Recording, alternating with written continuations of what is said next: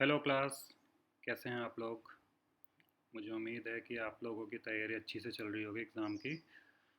आ, तो खैर आप लोगों की बहुत हाई डिमांड थी कि परीक्षा के लिए आपको कुछ महत्वपूर्ण प्रश्न चाहिए जिन पे आपको तैयारी करनी है। वैसे तो मैं इसका पक्षधर नहीं हूँ क्योंकि ये कोई कम्पिटिटिव एग्ज़ाम नहीं है। जैसे कम्पिटिटिव एग्ज़ाम में आप देखते हैं कि इम्पोर्टेंट क्वेश्चंस दिए जाते हैं इससे पहले। लेकिन जब हम ग्रेजुएशन की क्लास पढ़ते हैं, ग्रेजुएशन मतलब कॉलेज में जब हम पढ़ते हैं, तो हमारा लक्ष्य केवल एग्ज़ाम देना नहीं होता है। तो हमारा लक्ष्य होता है कि हमें जो भी पढ़ाया जा रहा है वो सभी हमको आना चाहिए। तो अगर आप बीए फर्स्ट ईयर से सेकंड ईयर में जाएंगे तो आपको जितना भी बीए वन की इन्फॉर्मेशन है वो सारी आपको होनी चाहिए। इन्फॉर्मेशन क्या, जितनी भी नॉलेज है आपको वह होनी चाहिए। तो इसीलिए मैं इसका पक्षधर नहीं हूँ कि कुछ महत्वपूर्ण प्रश्न बताए जाएँ। महत्वपूर्ण प्रश्न तो उसमें होते हैं कि आपको कुछ कम्पिटिटिव एग्ज़ाम है तो उसमें एक ही पैटर्न के क्वेश्चन पूछे जाते हैं। लेकिन खैर हमारी ये बदनसीबी भी है कि हमारा जो कॉलेज का सिस्टम चल रहा है उसमें भी कई बार ऐसा होता है कि आपको महत्वपूर्ण प्रश्न जो हैं वो पिछले सालों के पेपर से आ जाते हैं, जो कि होना नहीं चाहिए। वैसे जितना सिलेबस है सबका सब उसमें कवर होना चाहिए। लेकिन फिर भी कुछ इम्पोर्टेंट टॉपिक्स होते हैं जिनके बारे में हम डिस्कस कर सकते हैं। ऐसी बात नहीं है, डिस्कस हम कर सकते हैं। और वो आपको और अच्छे से तैयार करने हैं। बाकी टॉपिक्स भी आपको तैयार करने हैं, लेकिन ये टॉपिक आपको थोड़ा और अच्छे से तैयार करने हैं क्योंकि इसमें संभावना है कि आपकी परीक्षा में यह प्रश्न पूछे जाएँ। तो चलिए स्टार्ट करते हैं इससे। तो सबसे पहले मैं भौतिक भूगोल के बारे में आपको बता दूँ। तो इस वीडियो में मैं आपको केवल भौतिक भूगोल के बारे में बताता हूँ, जो कि आपका बीए फर्स्ट ईयर का सिलेबस है। उसी के अकॉर्डिंग कुछ इंपॉर्टेंट क्वेश्चन हैं जो कि आपको पढ़ाए भी गए हैं। जो क्लास में आए होंगे उन्होंने इसको पढ़ा भी होगा, और जो क्लास में नहीं आए हैं तो चलो अभी कुछ आप महत्वपूर्ण प्रश्न देख लें। तो चलिए स्टार्ट करते हैं पहली यूनिट से। तो पहली यूनिट में मुख्य तौर पे हमें भौतिक भूगोल का इंट्रोडक्शन हम इसमें डिस्कस कर रहे हैं। मतलब कि भौतिक भूगोल आखिर क्या है, इसके अध्ययन क्षेत्र क्या हैं, फिर पृथ्वी के बारे में थोड़ी बहुत हमारी जो समझ है उसके बारे में हम उसे समझने की कोशिश करते हैं। तो इसमें सबसे पहला प्रश्न जो है वो आ सकता है कि भौतिक भूगोल को परिभाषित करते हुए इसके अध्ययन क्षेत्र एवं विभिन्न शाखाओं की विवेचना कीजिए। अब एग्जैक्टली इन्हीं शब्दों में आए और कोई मैं गैस नहीं कर सकता, लेकिन एक इम्पॉर्टेंट क्वेश्चन है। ये अधिकांश पूछा जाता है कि भौतिक भूगोल की परिभाषा क्या है। विभिन्न विद्वान हैं जिन्होंने भौतिक भूगोल की परिभाषाएं दी हैं, चाहे वो स्टैम्प की परिभाषा हो या फिर मॉन्क हाउस की परिभाषा हो और टोलमी की परिभाषा हो। तो इन्हीं सभी परिभाषाओं को आप, अगर ये लॉन्ग क्वेश्चन आता है तो इन्हीं सब परिभाषाओं को आपने डिस्कस करना है। फिर उसके बाद जो भूगोल की प्रकृति है उससे रिलेटेड भी क्वेश्चन आ सकता है, या फिर उससे अध्ययन क्षेत्र से रिलेटेड आ सकता है, या जो इसकी विभिन्न शाखाएं हैं उससे संबंधित आ सकता है। तो क्लास में जो लोग होंगे उनको अच्छे से ध्यान होगा कि जब हम अध्ययन क्षेत्र के बारे में पढ़ते हैं तो अ, हम ये देखते हैं किसी भी सब्जेक्ट के अध्ययन क्षेत्र के बारे में, तो हम ये देखते हैं कि विभिन्न प्रकार के जो कोई भी सब्जेक्ट होगा तो उसमें हम आखिर पढ़ते क्या हैं, मतलब उसका अध्ययन क्षेत्र क्या है। जैसे कि भूगोल में हम बहुत सी चीज़ें पढ़ते हैं। भूगोल का केंद्र मैंने आपको बताया था कि स्थान हमेशा केंद्र में रहता है, लेकिन स्थान के आसपास और क्या क्या चीज़ें होती हैं उनको भी हम पढ़ते हैं। लेकिन यहाँ पर हमको क्या देना है, भौतिक भूगोल का अध्ययन क्षेत्र। तो जब हम भौतिक भूगोल के अध्ययन क्षेत्र की बात करेंगे तो इसमें हमारा पूरा का पूरा प्राकृतिक पर्यावरण इसमें ज़रूर आएगा। उसी के साथ विभिन्न प्रकार के जो उच्चावच हैं उनके उनका अध्ययन हम इसमें मुख्य रूप से करते हैं। तो इसमें आपकी बुक में भी मेरे ख्याल से होगा, उसमें हमने अलग अलग क्रमों की बात करी है कि प्रथम प्रकार के उच्चावच कैसे होते हैं, द्वितीय प्रकार के, तृतीय प्रकार के किस तरह से होते हैं। तो उनके बारे में हम बात करेंगे। जैसे प्रथम प्रकार हैं तो उसमें सब बड़े बड़े आते हैं, जैसे कि महाद्वीप है, महासागर है। और जो द्वितीय प्रकार है उसमें थोड़े उससे छोटे उच्चावच आते हैं, जैसे कि पर्वत, पठार, और कह सकते हैं हम जो महासागरीय मैदान होते हैं। उसके बाद जो प्लेन होते हैं जैसे गंगा यमुना का मैदान है, इस तरह के।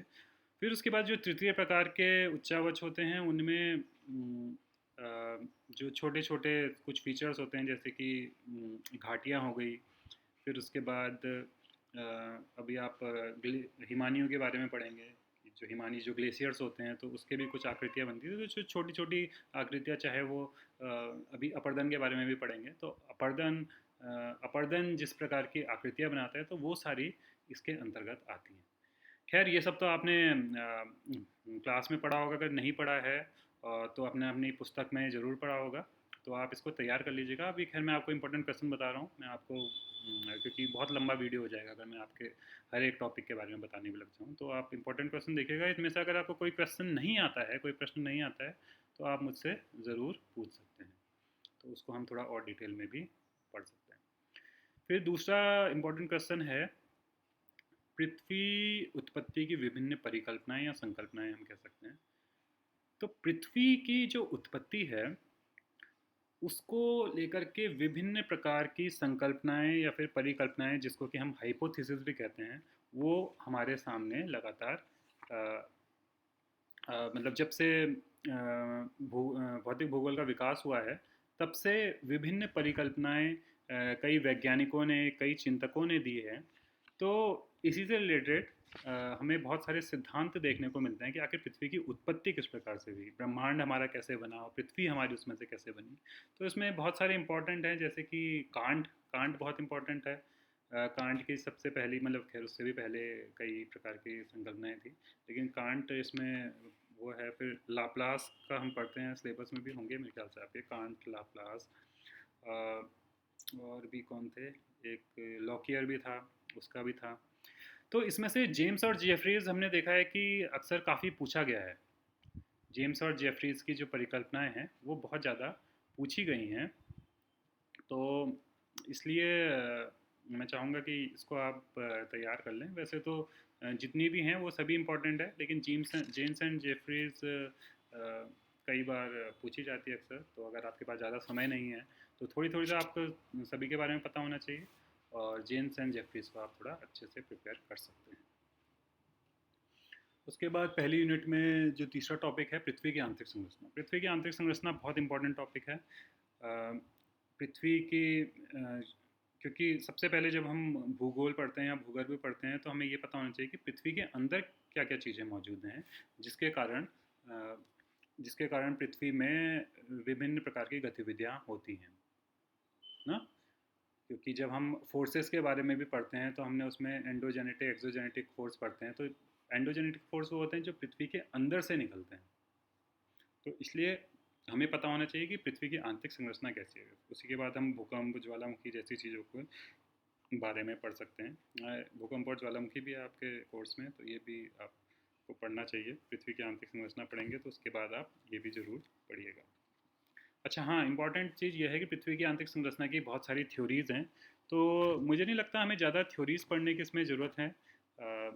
तो अगर आपसे केवल पृथ्वी की आंतरिक संरचना के बारे में आता है, तो जो बुक आपको मिली है उस बुक में आपने देखा होगा कि एक जगह है नवीन मान्यताएं, रिसेंट एजम्पशन। तो जो नवीन मान्यताएं हैं उनको आप इसके अंदर लिखेंगे।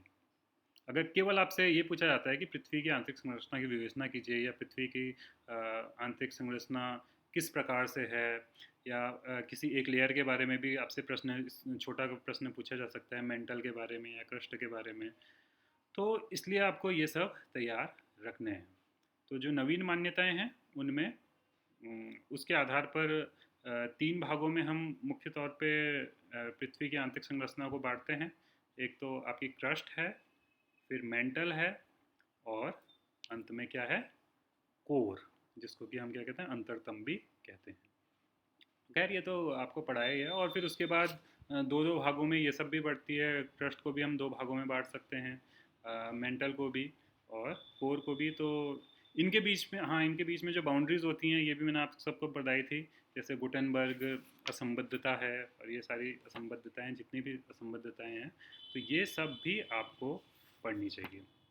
ठीक है, तो इस सब का आप ध्यान दीजिएगा। फिर हमको आखिर पृथ्वी की आंतरिक संरचना के बारे में कैसे पता चला, तो इसके लिए जो भूकंपीय तरंगे हैं ये बहुत इंपॉर्टेंट है, क्योंकि आज के समय में हम जितना पृथ्वी की आंतरिक संरचना के बारे में जानते हैं, तो भूकंपीय तरंग बहुत महत्वपूर्ण प्रमाण के रूप में हमारे सामने आई है।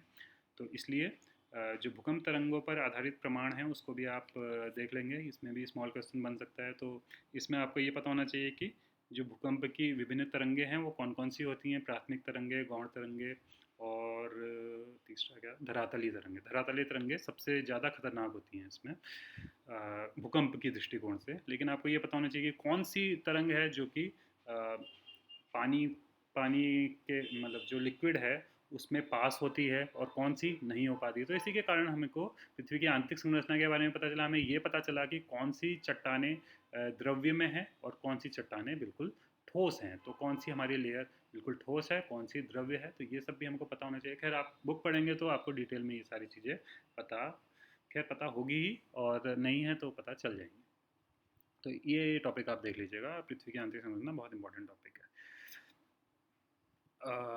उसके बाद चट्टानों का वर्गीकरण। तो चट्टान को जो हम 3 भागों में बांटते हैं, तो ये भी इंपॉर्टेंट क्वेश्चन है। ये भी कई बार आता है कि चट्टान आखिर कौन कौन सी प्रकार की होती हैं, या फिर किसी एक स्पेसिफिक चट्टान के बारे में भी पूछा जा सकता है। मान लीजिए पूछा जा सकता है कि परतदार चट्टान के बारे में आप बताइए। तो चट्टानों का जो वर्गीकरण है, इसमें 3 प्रकार की चट्टानें हैं, ये पता ही होंगी आपको। आग्नेय चट्टान जिसको हम इग्नियस रॉक्स कहते हैं, उसके बाद परतदार चट्टान जो कि सेडिमेंट्री रॉक्स कहलाती हैं, और फिर मेटामॉर्फिक रॉक हिंदी में कहते हैं उसे कायांतरित चट्टान। ठीक है, तो ये तीनों प्रकार की चट्टानें हैं। इनके एग्जाम्पल्स क्या क्या हैं, तो ऐसा प्रश्न भी आ सकता है छोटा सा कि आग्नेय चट्टानों के बारे में आप कुछ बताइए, या परतदार के बारे में बताइए, कायांतरित के बारे में बताइए। तो इसको भी आप लोग इस टॉपिक को भी तैयार कर लेंगे। तो ये तो बात रही पहली यूनिट की। अब आगे बढ़ते हैं दूसरी यूनिट में। दूसरी यूनिट में बहुत इंपॉर्टेंट आपका टॉपिक है अल्फ्रेड वेगनर का महाद्वीपीय प्रवाह सिद्धांत। तो जो अल्फ्रेड वेगनर जर्मन वैज्ञानिक रहे थे, तो उन्होंने सबसे पहले महाद्वीपीय प्रवाह सिद्धांत दिया था, जिसमें कि उन्होंने बताया था कि जो हमारी पृथ्वी आज है वैसी ही वो भूतकाल में थी। ये ज़रूरी नहीं है, भूतकाल में हमारी पृथ्वी इस तरह से नहीं थी जैसे कि आज के समय में। तो ये लगातार चेंज होती जा रही है और अभी भी चेंज हो रही है। तो आज जहाँ हमारा भारत है, तो ज़रूरी नहीं है कि वो 10 लाख साल पहले भी यहीं हो, या फिर 1 करोड़ साल पहले भी यही हो। तो वो कहीं और हो सकता है कि अब तो हमारा भारत भूमध्य रेखा के आसपास होगा, अफ्रीका से मिला हुआ होगा। तो इस तरह की जो उन्होंने थ्योरी दी कि जो हमारा महाद्वीप है वह जो हमारी क्रस्ट है उस पर तैर रहे हैं, एक तरह से तैर रहे हैं। तो इसी से फिर बाद में प्लेट विवर्तनिकी सिद्धांत भी निकल के आया है। तो इसलिए बहुत इंपॉर्टेंट है महाद्वीपीय प्रवाह सिद्धांत अल्फ्रेड वेगनर का, ये आप देख लीजिएगा। उसके बाद है प्लेट विवर्तनिकी सिद्धांत। ये बहुत इंपॉर्टेंट सिद्धांत है और काफ़ी इंपॉर्टेंट है ये, चाहे आपके एग्ज़ाम में आए ना आए, आप सबको पता होना चाहिए। देखिए कुछ चीज़ें ऐसी होती हैं कि आप भूगोल के छात्र हैं तो आपको पता होनी ही चाहिए, जैसे कि पृथ्वी की आंतरिक संरचना कल के दौर पे आपसे कोई भी पूछ सकता है, तो ये आपको बिल्कुल ज़बानी याद होनी चाहिए। उसी तरह से जो प्लेट विवर्तनिकी की संकल्पना है वो भी आपको ज़बानी याद होनी चाहिए। आपको पता होना चाहिए कि प्लेट विवर्तनिकी सिद्धांत क्या कहता है।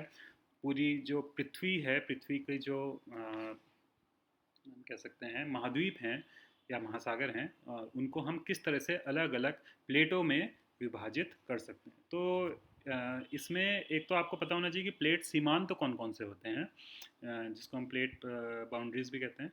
प्लेट सीमांत में 3 प्रकार के हैं, ये मैंने अच्छे से बताया था आपको क्लास में।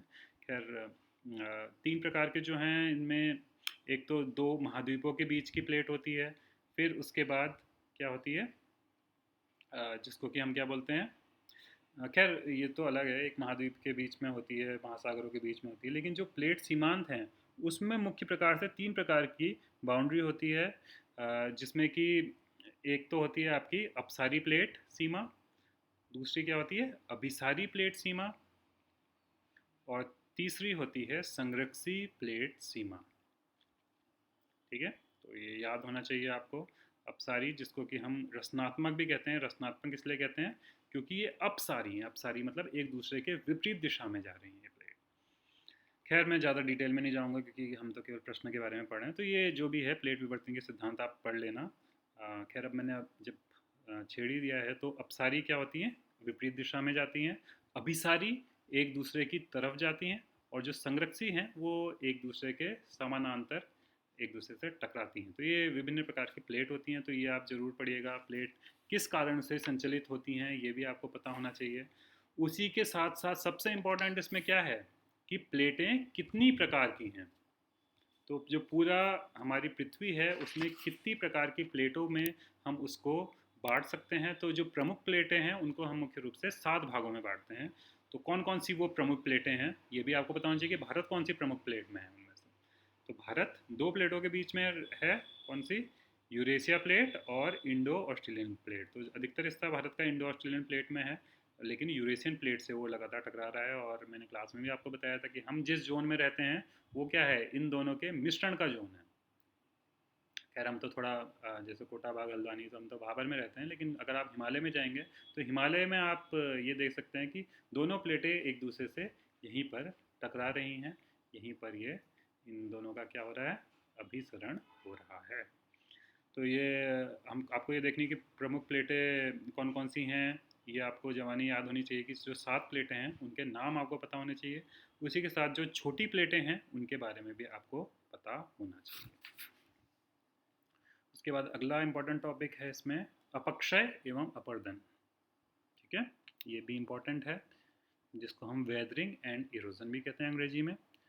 तो अपक्षय की प्रक्रिया क्या होती है, अपर्दन की प्रक्रिया क्या होती है। फिर अपर्दन में इम्पॉर्टेंट ये भी है, इन दोनों के बीच में क्या अंतर है ये भी आपको पता होना चाहिए। और अपर्दन में ये भी इम्पॉर्टेंट है कि अपर्दन केवल एक ही चीज़ का नहीं होता है, ये किसका होता है, जैसे नदी का भी अपर्दन होगा और हवा के द्वारा भी अपर्दन होता है। ठीक है, विभिन्न जो भू आकृतियाँ बनती हैं। फिर हिमानी के द्वारा होता है, ग्लेशियर्स के द्वारा होता है। फिर एक कास्ट प्रकार का होता है। तो ये भी आपको पढ़ना है कि कौन कौन से प्रकार के अपर्दन होते हैं। और हाँ, इसमें एक चीज़ और इम्पॉर्टेंट है कि जो विभिन्न प्रकार के अपर्दन हैं, जो विभिन्न प्रकार के अपर्दन हैं उनकी जो प्रक्रिया हैं वो किस प्रकार से होती हैं। तो ये इम्पोर्टेंट है, ये आपको पता होना चाहिए। अगर ये आपको पता होगा कि आपस में ये किस तरह से अपक्षय होता है और कैसे अपर्दन होता है, तो आपका आधा खेल तो यहीं पर पूरा हो जाता है। ठीक है, तो अपक्षय के कौन कौन से मुख्य प्रकार हैं और उसी के साथ साथ जो अपर्दन के किस तरह कौन कौन से मुख्य प्रकार हैं, ये सब आपको पता होना चाहिए। किन किन के कारण होते हैं, जैसे नदी के द्वारा होता है, पवनों के द्वारा होता है, हवा के द्वारा होता है, हिमानियों के द्वारा होता है, और जो अंडरग्राउंड वाटर होता है जिसको हम भूमिगत जल कह सकते हैं उसके द्वारा होता है। इसके जो रूप होते हैं वो किस प्रकार से होते हैं, जैसे इसमें मैंने आपको बताया था सन्नी घर्षण, अपघर्षण। तो ये सब आप देख लीजिएगा। ठीक है, कि मतलब किस तरह से, अगर मान लीजिए हम नदी की बात कर रहे हैं तो नदी में क्या होता है, आपस में कई बार पत्थर टकराते हैं, उसके कारण अपर्दन होता है। जो पत्थर है वो अपनी तटों से टकराता है, उसके कारण अपर्दन होता है। तो ये विभिन्न प्रकार आपकी बुक में भी दिए होंगे, तो इसको आप देख लीजिएगा। उसके बाद तीसरी यूनिट है। तीसरी यूनिट, वैसे तो दूसरी यूनिट में बहुत सारी इंपॉर्टेंट टॉपिक्स और भी हैं, लेकिन चलिए खैर आपके पास समय भी नहीं है, तो इसलिए मैंने क्या आपको ये 3 मुख्य टॉपिक बताए हैं, तो इनको तो आप ज़रूर पढ़िएगा। बाकी जो और छोटे मोटे टॉपिक हैं वो भी आपको पढ़ने चाहिए। ठीक है, लेकिन ये 3 टॉपिक आप ज़रूर पढ़िएगा। उसके बाद है आपका वायुमंडल का संगठन एवं संरचना। तो तीसरी यूनिट है वो पूर्ण रूप से वायुमंडल से रिलेटेड है, जो हमारा एटमॉस्फेयर है उससे रिलेटेड है। तो वायुमंडल में सबसे इम्पोर्टेंट क्या है आपका, संगठन एवं संरचना। ये वायुमंडल का आखिर संगठन क्या है, ये कौन कौन सी गैसों से मिलकर के मुख्य रूप से हमारा वायुमंडल बना हुआ है। तो ये बहुत इम्पोर्टेंट है, तो ये हमको पता होना चाहिए। ठीक है, तो इसके संगठन में हम मुख्य रूप से क्या देखते हैं, रासायनिक संगठन ही देखते हैं। रासायनिक संगठन में मतलब ये होगा कि इसमें नाइट्रोजन है, ऑक्सीजन है, हीलियम है, हाइड्रोजन है, तो कौन कितना प्रतिशत है ये हमको पता होना चाहिए। ठीक है, तो ये बात हो गई हमारी संगठन की। कौन कौन सी इसमें गैसेज हैं, जैसे कि एक स्थायी गैसेज हैं, मान लो नाइट्रोजन, ऑक्सीजन, आर्गन, कितने प्रतिशत हैं ये भी आपको पता होना चाहिए। तो यहाँ तो बात हो जाएगी इसके संगठन की। और जब हम इसकी संरचना की बात करते हैं तो संरचना इसकी वायुमंडल को हम विभिन्न परतों में बांट सकते हैं। तो किसी किताब में आपको चार दिखेंगी, किसी में आपको 5 परतें दिखेंगी। हालांकि आप कितनी भी मतलब 4 भी आप लिख सकते हैं, 5 भी लिख सकते हैं, लेकिन मुख्य रूप से हम 5 भागों में इसको बांटते हैं, विभिन्न मंडल जो हैं। खैर ये तो आप किताब में देख ही लीजिएगा वायुमंडल की संरचना। तो फिर भी चलो मैं बता देता हूँ। जो सबसे नीचे का होता है उसको हम क्या कहते हैं, क्षोभ मंडल, जिसको ट्रोपोस्फेयर भी कहते हैं अंग्रेजी में। उसके बाद सेकंड लेवल पे आता है मीजोस्फेयर, क्या कहते हैं इसे, मध्यमंडल, मध्यमंडल कहते हैं। फिर उसके बाद समताप मंडल आता है, जिसको हम थर्मोस्फेयर कहते हैं। फिर आयनोस्फेयर आता है, ठीक है। और फिर थर्मोस्फेयर आता है, मतलब आयन मंडल और आयतन मंडल। तो ये विभिन्न प्रकार की जो लेयर्स हैं ये हमको देखनी है। आयतन मंडल को हम क्या कहते हैं, एक्सोस्फेयर कहते हैं। तो ये आप लोग देखिएगा, इसमें एक क्वेश्चन बहुत इंपॉर्टेंट आता है कि जो ओजोन की हमारी परत है वो कौन से मंडल में हमको मिलती है। ओजोनोस्फेयर भी हम एक मंडल को कहते हैं, वो कौन सा मंडल है, तो ये आप लोग देखिएगा अपने बुक्स में। उसके बाद जो अगला टॉपिक है सूर्यातप, या जिसको हम कहते हैं इंसोलेशन। तो जो हमारी पृथ्वी में जो सूर्य की गर्मी आती है उसके कारण क्या होती है, हमारी पृथ्वी की विभिन्न परतें, चाहे वो हमारे वायुमंडल की परत हो या फिर हमारी जो पृथ्वी है वो क्या होती है, गर्म होती है। तो इसकी प्रोसेस क्या होती है, ये किस प्रक्रिया के द्वारा होती है। और खैर इसमें छोटा क्वेश्चन अक्सर आता है सूर्यातप के बारे में, तो सूर्यातप का टॉपिक भी आप देख लीजिएगा, ठीक है, कि सूर्यातप आखिर होता क्या है। इसका मतलब जो सूरज से मिलने वाली हमको ताप है या गर्मी है, उस वो उसका जब विकिरण होता है तो उसके कारण क्या होती है कि हमें तापीय ऊर्जा मिलती है सूर्य से। तो वो किस प्रकार से मिलती है, जैसे अगर ये ज़मीन में टकरा रही है तो कुछ जो हमारी पृथ्वी है वो उसका अवशोषण करती है, कुछ इसका संवाहन करती है, कुछ इसका संचालन करती हैं। तो तीन इसकी मुख्य विधियाँ होती हैं, संचालन, संवाहन। जैसे युवा संवाहक होता है ना, क्या था हमारा टॉपिक था डिबेट का कि युवा पाश्चात्य संस्कृति का संवाहक है, तो उसी प्रकार से जो सूर्यातप है, जो हमारा टेम्परेचर है, उसका भी संवाहन अलग अलग प्रक्रियाओं के द्वारा होता है। जैसे वायु का कण होता है वो क्या होता है, संवाहक होते हैं एक तरह से, जो गर्मी है वो एक जगह से दूसरी जगह लेकर के जाते हैं। तो इनकी क्या क्या प्रोसेस होती है, इनकी तीन मुख्य प्रोसेस होती है, संचालन, संवाहन और विकिरण। तो तीन प्रकार की होती हैं। तो इसके बारे में भी आप लोग पढ़ लेना सूर्य। तो इसमें मुख्य रूप से कभी कभी शॉर्ट क्वेश्चन आ जाता है, तो ये भी इंपॉर्टेंट टॉपिक है। फिर उसके बाद मैंने आपको बड़ी डिटेल में बताया था वायुदाब एवं वायुदाब पेटियाँ। तो आखिर ये हमारे उस प्रश्न का जवाब देती है कि जो हवाएं चलती हैं वो किस प्रकार से चलती हैं। तो विभिन्न प्रकार का वायुदाब, तो अक्सर जो वायुमंडल में हमारी जितनी भी गतिविधियाँ होती हैं वह वायुदाब के कारण होती हैं। और पूरी जो हमारी पृथ्वी का वायुमंडल है उसमें उसको हमने अलग अलग वायुदाब पेटियों में बांटा हुआ है। तो ये भी इम्पोर्टेंट टॉपिक है कि वायुदाब क्या होता है और वायुदाब पेटियाँ हमारी कौन कौन सी हैं। तो इसमें आपको याद होगा हमने बात करी थी भूमध्य रेखा से शुरू होते हुए भूमध्य रेखीय वायुदाब पेटी, भूमध्य रेखीय सबसे क्या होती है, निम्न वायुदाब वहाँ होता है। फिर उसके बाद हम इसके ऊपर जाते हैं, उपोष्ण में उच्च वायुदाब होता है। फिर क्या आती थी, उपध्रुवीय आती थी, उसमें उच्च वायुदाब होता है। नहीं, उपध्रुवीय में, अच्छा हाँ, उपध्रुवीय में निम्न वायुदाब होता है। उसके बाद जो ध्रुवीय पेटी होती है उसमें उच्च वायुदाब होता है। तो इसमें हमको ये भी देखना है कि, और आपको ये भी पता होना चाहिए कि जो पवन है वो किस दिशा में चलती है, वो हमेशा उच्च वायुदाब से निम्न वायुदाब की ओर चलेगी। फिर इसी में हम कोरियोलिस बल के बारे में भी पढ़ते हैं कि कोरियोलिस बल के कारण कहाँ चली जाती है, वो उत्तरी ध्रुव में अपनी दाईं तरफ और दक्षिणी ध्रुव में भी बाईं तरफ। तो इस तरह से वायुदाब, विभिन्न वायुदाब पेटियों के बारे में भी आप पढ़ेंगे। वायुदाब आखिर किस प्रकार से कार्य करता है इसके बारे में भी आपको पता होना चाहिए। तो इसी से आगे टॉपिक और भी जुड़ते हैं हमारे, जैसे कि पवनें हैं। तो पवनों में हमको ये देखना है कि जो जो हमारी पवन हैं वो कौन कौन सी प्रकार की हैं, ठीक है।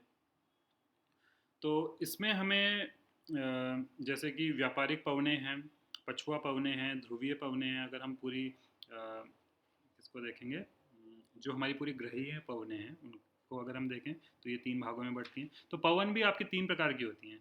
एक तो होती है आपकी ग्रहीय पवन, ठीक है, मतलब कि उसमें हम पूरे पृथ्वी में चलने वाली हवाओं के बारे में बात करते हैं। ठीक है, फिर उसके बाद हमारी होती है लोकल विंड्स। लोकल विंड्स में हम जो कुछ पर्टिकुलर क्षेत्र में चलती हैं, कुछ स्पेसिफिक रीजन्स में चलती हैं, जैसे कि मान लीजिए चिनूक है, तो चिनूक हवा कहाँ चलती है, बोरा हवा कहाँ चलती है, तो ऐसे ऐसे शॉर्ट क्वेश्चंस भी हमारे आते हैं।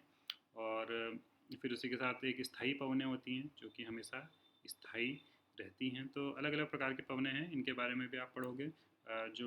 इसमें इम्पोर्टेंट जो हमारी ग्रहीय पवन है, ये 3 भागों में बढ़ती है: व्यापारिक पवन, पछुआ पवन और ध्रुवीय पवन। और ये सारी चीज़ें हम किससे पता कर सकते हैं? जो हम वायुदाब पेटियां हैं उसके द्वारा। खैर ये सब मैंने आपको क्लास में बताया था, आप अभी ज़्यादा दिमाग मत लगाइए, अपनी जो बुक में है और जो आपने नोट्स बनाए होंगे तो उससे आप इसको पढ़ लीजिएगा। फिर उसके बाद है अगला टॉपिक है हमारा चक्रवात एवं प्रति चक्रवात। तो चक्रवात भी एक इसी प्रकार का फिनोमिना है जो कि वायुदाब के कारण होता है। और चक्रवात मुख्य रूप से कहाँ पर आता है? महासागरों में आता है। तो चक्रवात जिसको हम साइक्लोन कहते हैं, प्रति चक्रवात जिसको हम एंटी साइक्लोन कहते हैं। तो चक्रवात हमेशा चक्रवात के केंद्र में हमेशा निम्न वायुदाब रहता है और प्रति चक्रवात के केंद्र में हमेशा उच्च वायुदाब रहता है। तो चक्रवात तो एक बहुत ही खतरनाक एक्टिविटी होती है, मतलब बहुत तेज़ हवाएं चलती हैं, 100 किलोमीटर प्रति घंटे से ऊपर वहाँ पर हवाएं चलती हैं, कहीं कहीं कभी कभी 250-300 किलोमीटर प्रति घंटे भी पहुँच जाती है। और फिर जब ये तट से टकराता है तो ये बहुत ज़्यादा नुकसान करता है। और प्रति चक्रवात उसी का अपोजिट है। प्रति चक्रवात बिल्कुल शांत होता है। इसमें यहाँ पर अगर आप प्रति चक्रवात के केंद्र में हैं तो वहाँ आपको कोई हवा चलती हुई ही नहीं दिखाई देगी। हवा चलेगी तो बहुत हल्की चलेगी, क्योंकि इसके केंद्र में उच्च वायुदाब होता है और इसके बाहर निम्न वायुदाब होता है। तो चक्रवात में भी इम्पॉर्टेंट है हमारा उष्णकटिबंधीय चक्रवात। तो उष्णकटिबंधीय चक्रवात के बारे में आपसे प्रश्न पूछा जा सकता है, तो इसको आप देख लीजिएगा। उसके बाद अगला टॉपिक है मेघ एवं वर्षण। मतलब कि कौन कौन से क्लाउड्स होते हैं, इसके बारे में मैंने आपको बताया था। और जो बारिश होती है, जो वर्षा होती है, वो कितने प्रकार की होती है, इसके पीछे जो थ्योरी है, खैर ज़्यादा डिटेल में आपको पढ़ने की ज़रूरत नहीं है, लेकिन आपको पता होना चाहिए कि ये सब कैसे होती है। ओके, तो अब हम आते हैं यूनिट 4 में, चौथी यूनिट। तो चौथी यूनिट हमारी मुख्य रूप से महासागरों के बारे में। जैसे तीसरी यूनिट हमने वायुमंडल के बारे में पढ़ी थी, वैसे ही चौथी यूनिट हमारी किसके बारे में है? महासागरों के बारे में। तो इसमें सबसे इम्पोर्टेंट टॉपिक है हमारा महासागरीय नितल के उच्चावच। महासागरीय नितल के उच्चावच। तो जो महासागरीय नितल है, मतलब कि जो हमारा ओशियनिक बेसिन है, तो वो किस चीज़ से बना हुआ है? उसमें विभिन्न प्रकार की टोपोग्राफिक मतलब कि उच्चावच होते हैं। तो वो उच्चावच, जैसे मैंने आपको बताया था कि महाद्वीपीय मग्न ढाल है।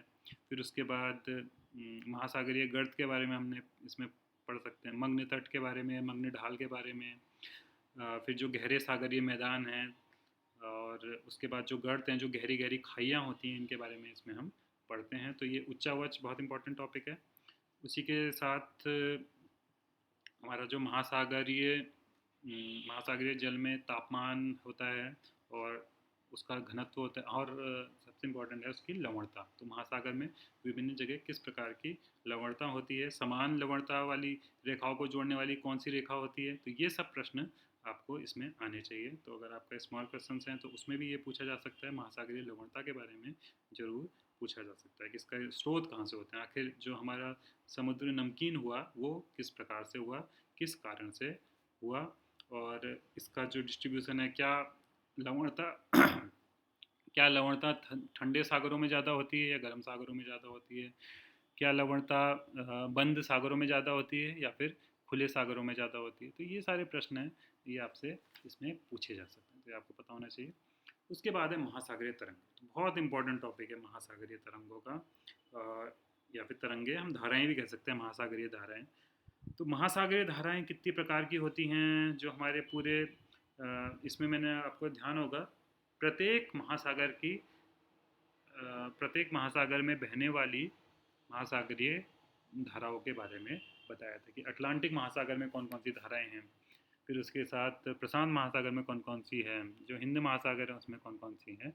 तो ये आपको ध्यान होना चाहिए। इसमें शॉर्ट क्वेश्चन पूछे जा सकते हैं किसी एक स्पेसिफिक धारा के बारे में। मान लीजिए गल्फ स्ट्रीम, गल्फ स्ट्रीम के बारे में आपका एक प्रश्न आ सकता है। गल्फ स्ट्रीम कौन सी धारा है, कहाँ पे बहती है, कौन से महासागर में बहती है, ठीक है। कोई क्यूरोसियो क्यूरोसियो कौन सी जलधारा है, ये कहाँ पर बहती है, तो ये सब भी प्रश्न आपसे इसमें पूछे जा सकते हैं महासागरीय धाराओं के बारे में। उसके बाद अगला है ज्वार एवं भाटा। तो ज्वार एवं भाटा जिसको हम टाइड्स कहते हैं अंग्रेजी में, वो किस कारण से आते हैं, इसके बारे में आपसे प्रश्न पूछे जा सकते हैं। इसकी जो थ्योरी है, आखिर ज्वार कैसे आता है, भाटा कैसे आता है, जो चंद्रमा है उसका गुरुत्वाकर्षण इसके लिए कैसे काम करता है, ये सब भी इसमें आपको देखना होगा। उसके बाद अगला टॉपिक है आपका प्रवाल भित्ति, जिसको कि हम कोरल रीफ कहते हैं। तो ये एक इसमें छोटा क्वेश्चन अक्सर आता है, स्मॉल क्वेश्चन। तो प्रवाल भित्ति आखिर क्या है, जो कोरल रीफ जिसको हम कहते हैं, ये भी आपको पता होना चाहिए कि कौन सी प्रवाल भित्ति है जो कि पूरे विश्व में सबसे बड़ी है। तो ऑस्ट्रेलिया के बगल में ग्रेट बैरियर रीफ नाम से है। खैर ये तो मैंने आपको थोड़ा बहुत बताया था, प्रवाल भित्तियाँ क्या क्या होती हैं, कोरल कैसे बनते हैं, प्रवाल कैसे बनते हैं, जो मूंगे की चट्टानें होती हैं उससे कैसे बनती हैं, कितनी गहराई में होती हैं, तो ये सब भी आपको पता होना चाहिए। तो ये आपकी मुख्य 4 यूनिट हैं, और इसी के साथ आपकी जो 5वीं यूनिट है ये भी काफ़ी इम्पोर्टेंट है। 5वीं यूनिट में हमें मुख्य रूप से जू ज्योग्राफी या फिर 5वीं यूनिट में हमको क्या पढ़ना था, हमारी पारिस्थितिकी के बारे में पढ़ना था, या फिर हमारे जो आसपास का पर्यावरण है उसके बारे में हमको पढ़ना था। तो इसमें हमें पारिस्थितिकी तंत्र में पारिस्थितिकी तंत्र क्या है, पर्यावरण विज्ञान जब हम पढ़ते हैं तो उसमें भी हम देखते हैं पारिस्थितिकी तंत्र के बारे में। पारिस्थितिकी तंत्र क्या होता है, ठीक है, ये हमको इम्पोर्टेंट है कि इकोसिस्टम कैसे बनता है, इसके मुख्य घटक क्या होते हैं, तो ये हमको पढ़ना है। पर्यावरण के बारे में आएगा इसमें थोड़ा बहुत, जैव विविधता के बारे में आएगा, बायोडाइवर्सिटी के बारे में, कि जो पर्यावरण में हमारी जैव विविधता होती है, विभिन्न जीव जंतु यहाँ पर जो रहते हैं, फ्लोरा और फोना इसमें है, तो वो किस प्रकार से है। बायोडाइवर्सिटी के, जैव विविधता के आगे ही आते हुए कि हमारे जो उद्यान हैं या फिर बायोस्फीयर रिजर्व हैं, उनके बारे में भी हम पढ़ेंगे। तो इसमें इम्पोर्टेंट है आपका कॉर्बेट राष्ट्रीय उद्यान, इस बार ये भी आपके सिलेबस में इंक्लूड किया गया है। मेरे ख्याल से ये टॉपिक हमारा छूट गया था, हमने थोड़ा बहुत तो पारिस्थितिकी तंत्र के बारे में पढ़ा था और जैव विविधता के बारे में पढ़ा था, लेकिन जो इसका स्पेसिफिक था कॉर्बेट राष्ट्रीय उद्यान और नंदा देवी बायोस्फीयर रिजर्व, तो इनके बारे में हमको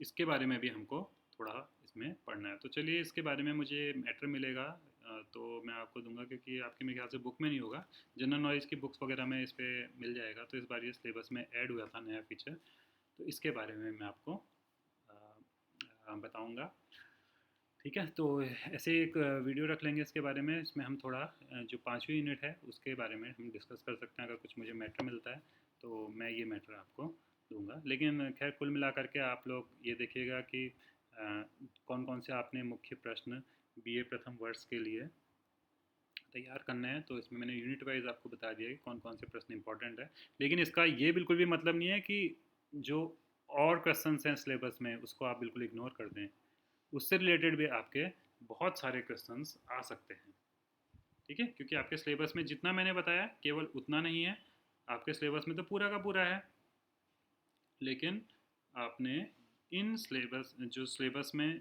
ये जो कुछ इम्पोर्टेंट हैं, इनको आपने ज़्यादा ध्यान से क्योंकि ये महत्वपूर्ण प्रश्न है, एक तो कॉन्सेप्ट वाइज भी हैं, ये आप सबको पता भी होने चाहिए, क्योंकि ये बेसिक है एक तरह से ज्योग्राफी का। अगर आपको पवनों के बारे में नहीं पता होगा, या फिर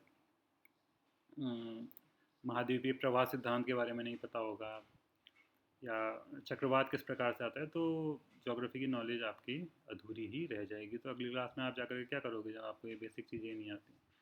हाँ, तो मैं यही कह रहा था कि केवल यही इंपॉर्टेंट नहीं है, और भी कई हैं, जैसे कोबर की थ्योरी है, आर्थर होम्स की थ्योरी है, तो ये भी आप पढ़ सकते हो। फिर मैंने इसमें कई चीज़ें इंक्लूड नहीं की हैं, जैसे कि हाँ, भूकंप के बारे में, और क्या कहते हैं, वॉल्केनो के बारे में, ठीक है, ज्वालामुखी के बारे में, तो ये भी आपके सिलेबस में आता है। फिर उसके बाद केवल जीन्स एंड जेफरी की थ्योरी नहीं है, कई थ्योरी हैं इसमें, चैम्बरलिन की है, कांट की है, लाप्लास की है, कोई भी पूछी जा सकती है, हॉयल लिटिलटन की है, वो भी पूछी जा सकती है। और अगर हम वायुमंडल के बारे में बात कर रहे हैं तो वायुमंडल में पवनों के बारे में तो बताया था मैंने आपको। उसी के साथ मेघ के बारे में ही पूछा जाता है, वर्षण के बारे में भी। फिर जो आर्द्रता है, आपको याद होगा आर्द्रता के बारे में भी मैंने बताया था कितनी प्रकार की आर्द्रताएं होती हैं, क्या होता है। तो इसके बारे में भी पूछा जा सकता है। तो ये सारी चीज़ें आप तैयार करिएगा। इसमें किसी में भी कुछ कन्फ्यूज़न हो या किसी चीज़ में आपको मैटर नहीं मिल रहा है किसी टॉपिक में, तो वो भी आप मुझे बताइएगा, ये मैं आपको सेंड कर दूँगा। ठीक है, चलो आई होप आपके क्वेश्चंस कुछ शांत हुए हो। अब दूसरा हमारा पेपर आता है इसके बाद, जोग्राफ़ी ऑफ एशिया, मतलब कि एशिया का भूगोल। तो इसके बारे में भी एक वीडियो बना करके मैं आपको बता दूंगा कि इनमें कौन कौन सा मुख्य टॉपिक हैं जो कि जिस पे प्रश्न पूछे जा सकते हैं। लेकिन मैं अंत में दोबारा से यही कहूँगा कि जितना भी आपका सिलेबस है वो सब आपको पढ़ना चाहिए, और जो मैंने कुछ इंपॉर्टेंट क्वेश्चन बताए हैं इसको आप थोड़ा और अच्छे से पढ़ लीजिएगा। ठीक है, तो आई होप आपकी ये जो हाई डिमांड है उससे रिलेटेड ये जो वीडियो आपके काम आएगा।